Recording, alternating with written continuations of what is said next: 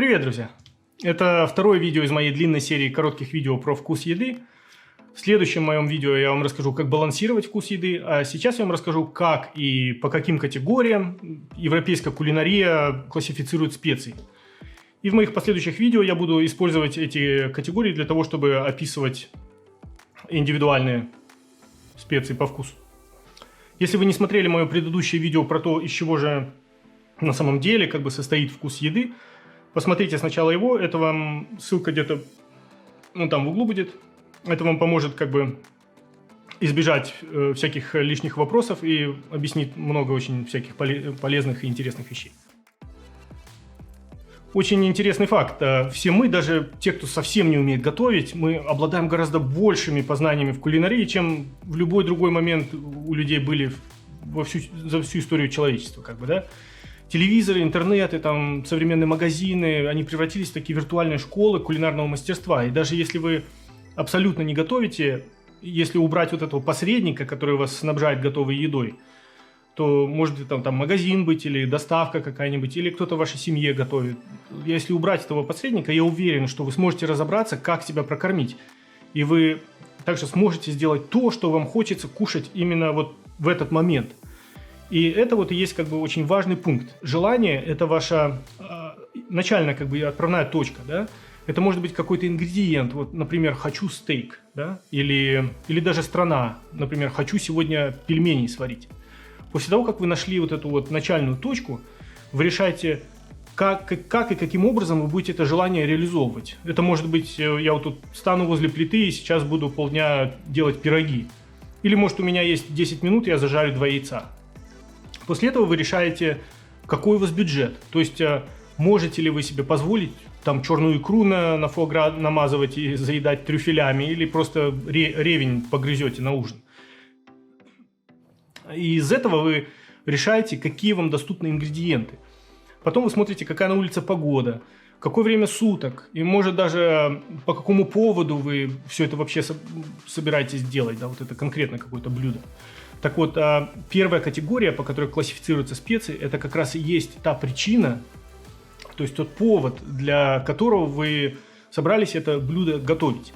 Это будет простой какой-нибудь быстрый ужин во вторник после работы, или, может быть, это будет накрытая поляна, знаете, на 20 человек с клоунами и глотателями шпаг.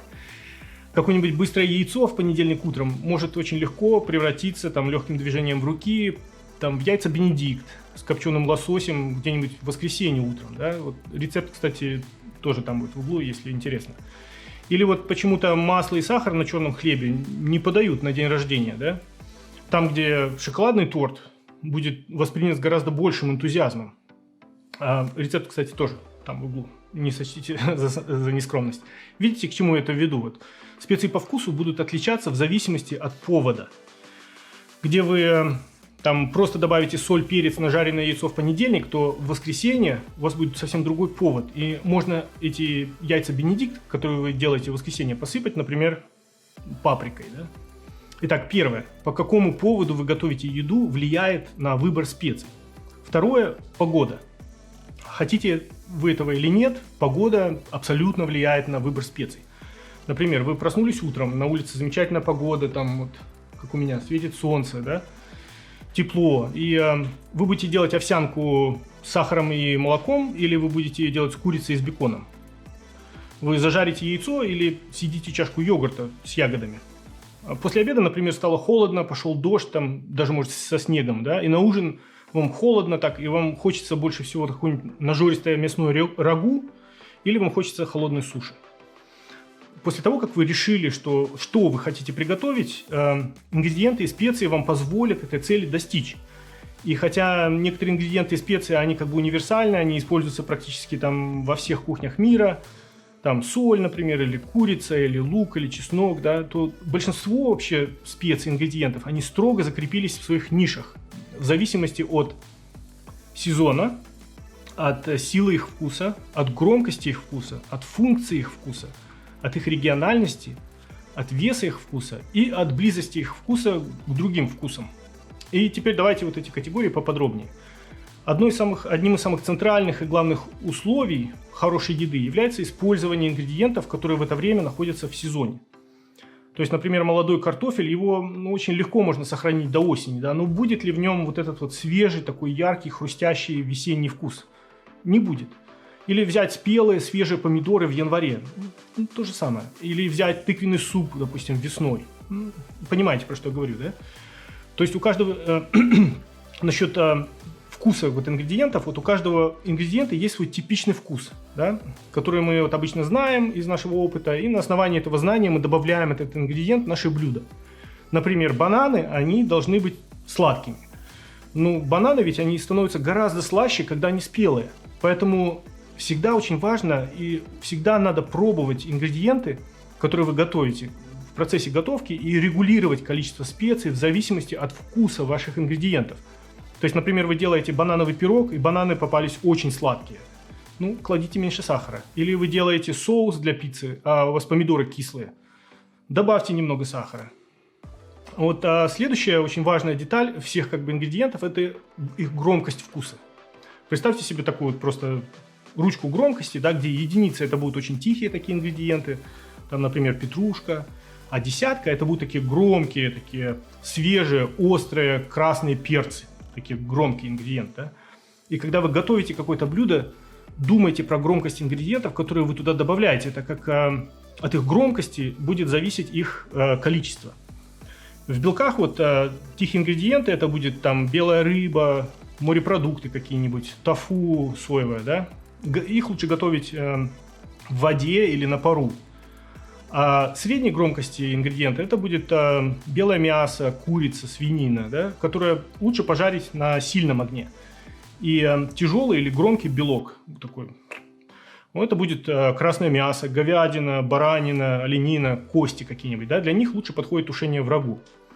Ну, это, конечно, не абсолютные правила, а просто наиболее подходящие варианты. Например, я бы не стал стейк делать на пару. Тогда как тушеный кусок мяса с картофелем, это будет очень даже вкусно.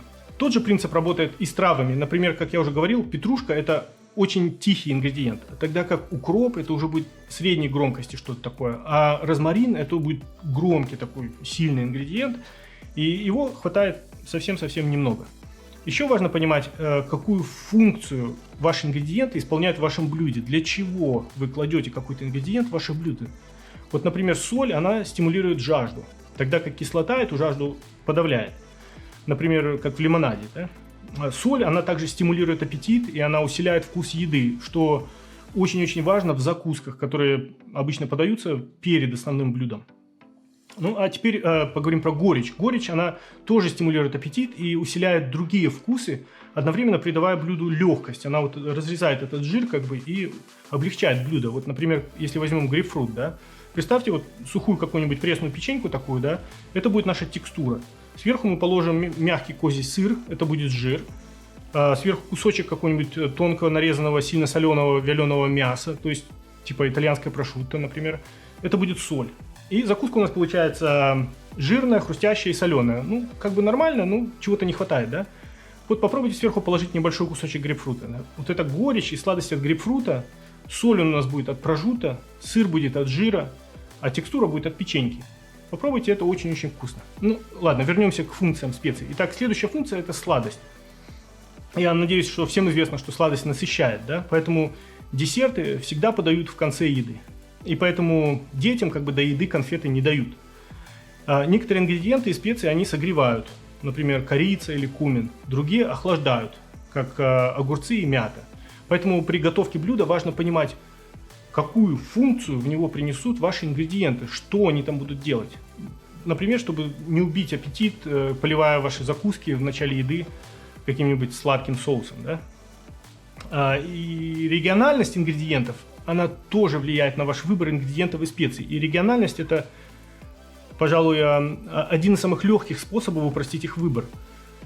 Вы остановите выбор блюда на какой-нибудь стране или регионе, и вы сразу же будете знать, какие ингредиенты и специи вам надо использовать. Например, готовим курицу, да? Вы хотите ее сделать как в Мексике, как в Китае или как во Франции, да?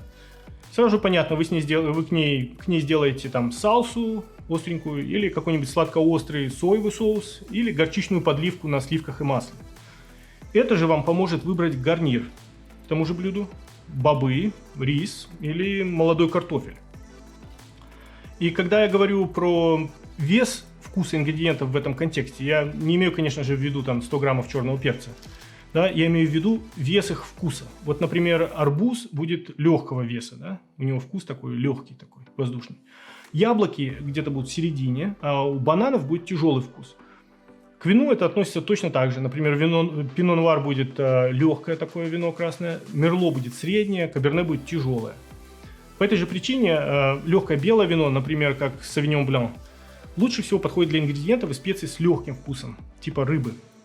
А тяжелое вино, как каберне, оно подходит к ингредиентам и специям, у которых такой тяжелый вкус, так как тяжелый вкус вот этого вина, он не будет доминировать над тяжелым вкусом мяса, но он его будет как бы добавлять и усилять.